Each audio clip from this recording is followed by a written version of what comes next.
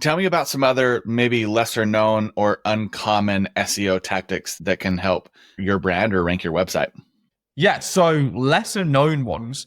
So I would say there's two sides to this, right? There are lesser known ones that people actually just don't know about, right? And there are ones that people know about, but they don't know how effective they are, or that they underrate how effective they are, right? Yeah. So I would say in this category of things that are very well known that people underrate, you have things like internal linking, you have things like schema, meta title optimization. I speak to so many agency owners and so many e-commerce owners and things like that that say, well, what we're going to do is we're going to do the links, we're going to do the socials, we're going to do the site, and then once it's ranking, we're going to update the content, we're going to do all this and stuff.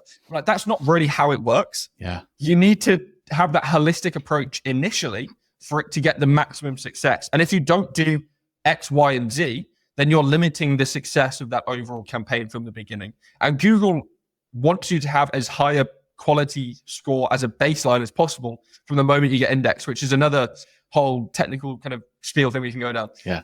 Other things when it comes to underrated or unknown tactics, right? There are loads of them.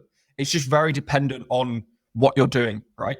So in local, for example, there's a bunch of tricks that you can do with like GMPs and reviews and things like that. And then there's actually some local sites that rank very well for Parasite, right? So for example, TripAdvisor ranks very well for restaurant and hotel keywords, and you can manipulate TripAdvisor, right? So if you are, for example, best restaurant in Dallas or best restaurant in New York, normally TripAdvisor is number one, maybe number two, number three, somewhere around that.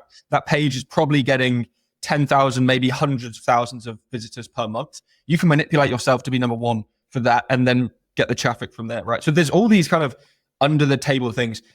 With reviews, actually, there's a lot of tactics and things that people don't even know about. Okay. So with Trustpilot, for example, if you buy Trustpilot Pro, you can import reviews from other platforms, right? So you could import your reviews from Google reviews. You could import your reviews from Facebook reviews, things like that. You can also import your reviews from Google reviews as a sheet that you export from Google reviews, right? Yeah. Well, you export that sheet from Google reviews, and then you just go into the sheet and add new lines of fake reviews that you want to add to Trustpilot, import that sheet, and now you have got as many fake reviews on Trustpilot as you want. And your Trustpilot score goes from, 3.2 to like 4.9 or something like that. So you can manipulate Trustpilot as well. There's loads of things that you can do for local, which is that if you find these little hacks, it's really easy. There's also things around like GMPs where you don't even need an address. You know that? You don't even need an address to get a GMP listed for in a city. So there's certain cities where I know local SEOs have got 20 different GMP profiles for the same business, just spread out across the city, perfectly within different 1 kilometer square radiuses of each other, so that they're getting as much traffic and generation as possible on all these different listings spread out across the proximity of the city. With local, like I said, there's just an unlimited number of things that we could talk about, and I don't even do local. So there's literally just so many tricks and stuff in that book. With everything else, I would say generally there are some unknown ones around the types of schema that Google's using. They're constantly updating the types of schema. Generally, it's like 2 to 4 new types of schema that they're accepting every year. And if you can figure out how to be some of the first people to implement that schema, generally you can get boosts, you can get SERP feature spots, you can get feature snippets easier. There's all sorts of stuff around that. And then there's also indexing stuff. So Google's indexing API, if you go onto their documentation, so you go Google indexing API, Okay. and it'll come up with a page. It will say on their documentation page that you can only submit image listings and job post listings. So it's basically like if you're a recruitment company or you're a big company looking to hire, you can go and submit your job posting pages immediately so that it gets picked up by Google Jobs. But it's the same indexing function as Google Search. It also says you can submit image and video objects. So that's supposed to be for like image sitemaps and video sitemaps. However, the documentation is just wrong.